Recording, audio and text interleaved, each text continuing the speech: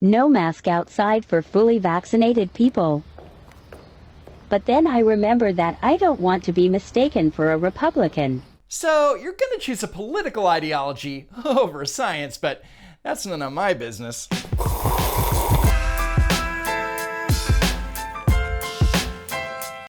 Recently, the CDC adjusted their COVID-19 guidelines, stating that fully vaccinated people can safely go indoors and outdoors without having to wear a mask. And President Joe Biden made a plea to the American public. If the unvaccinated get vaccinated, they will protect themselves and other unvaccinated people around them. Anyway, kind of obvious, but it's not a bad message.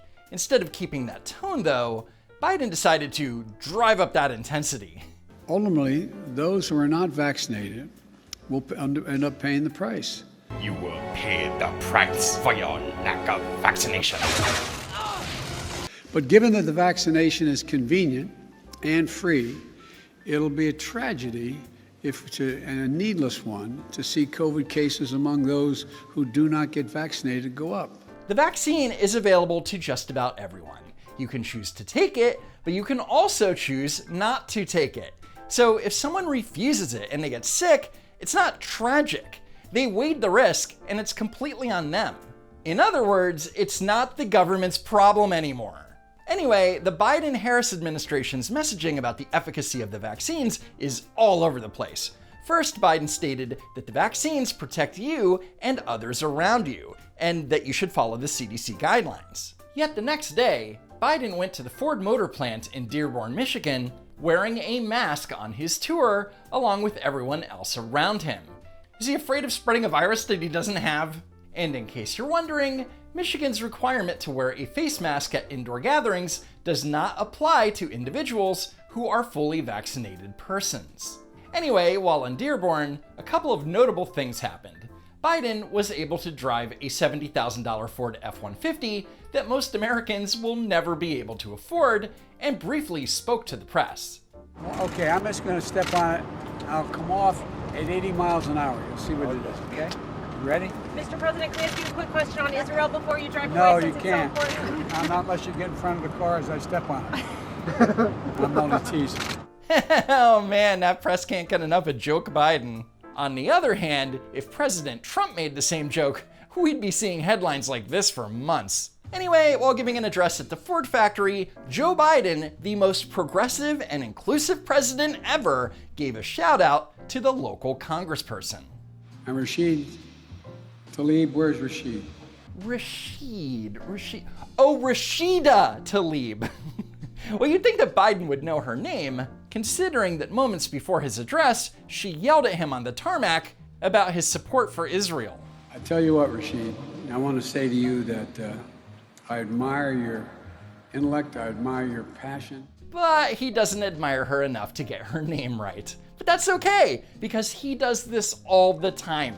I brought with me a former Academy grad who now serves as my Coast Guard Millet, Lieutenant Commander Jana, now I'm going to embarrass her, Jana McCrone of the class of 2007.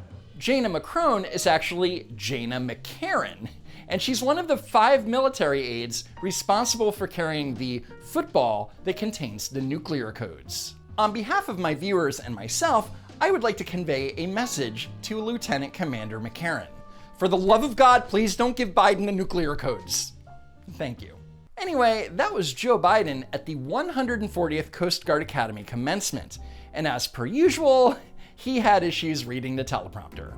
I can only assume that you will enjoy educating your family about how the Coast Guard is, quote, the hard nucleus around the Navy forms in times of war. You're a really dull class. So Biden screwed up the quote. I know you're shocked. So a lack of reaction is his fault, not theirs. Now, to hear the quote said the right way, here's a real president. The Coast Guard is that hard nucleus about which the Navy forms in time of war.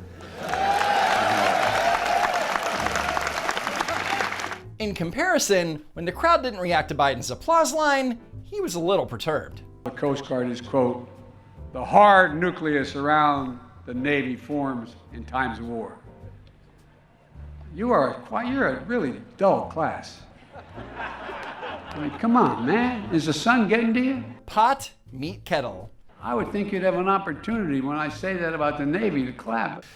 Please clap. Speaking of the military, the Army released a series of animated recruitment videos, and let's just say they're not great. Here's the most reviled one. This is the story of a soldier who operates your nation's Patriot missile defense systems.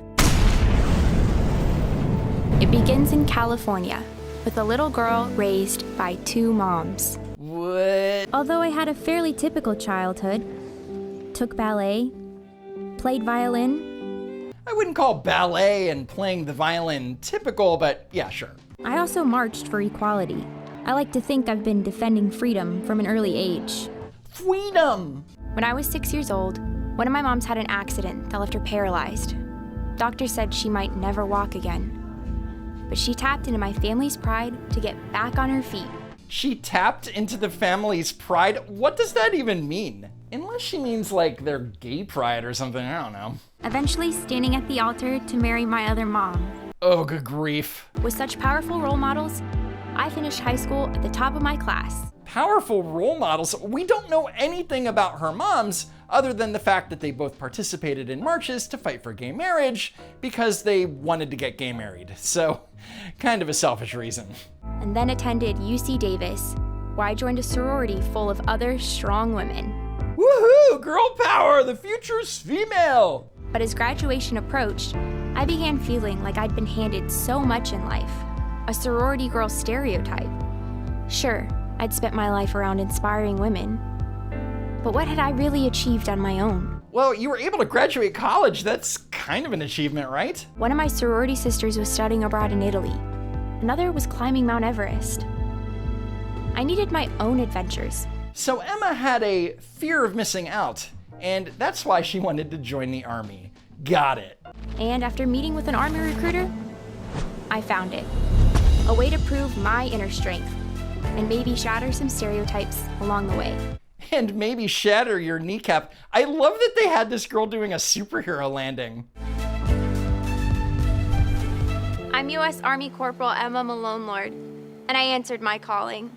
What calling? Firing missiles? And honestly, I don't know who's gonna watch this recruitment video and think to themselves, wow, I want to be stationed in the middle of the desert and be an air defense enhanced early warning system operator, just like Emma with the 2 strong moms. The only thing that this video proves is that college is a waste of time for most people. So to recap, the corporal went to UC Davis to study who knows what for 4 years, and instead of looking forward to using the knowledge that she accrued in a future career, she got jealous of the adventures that her friends were having, which seems like a great reason to join the military. But there is one thing that Emma will always have that her sorority sisters will never be able to match: having one of the worst like to dislike ratios on YouTube. And on that note, that's it for now. Be sure to like and subscribe. A special thanks to Poofy for all of her help with the script this week, and I hope to see you next time, if there is next time.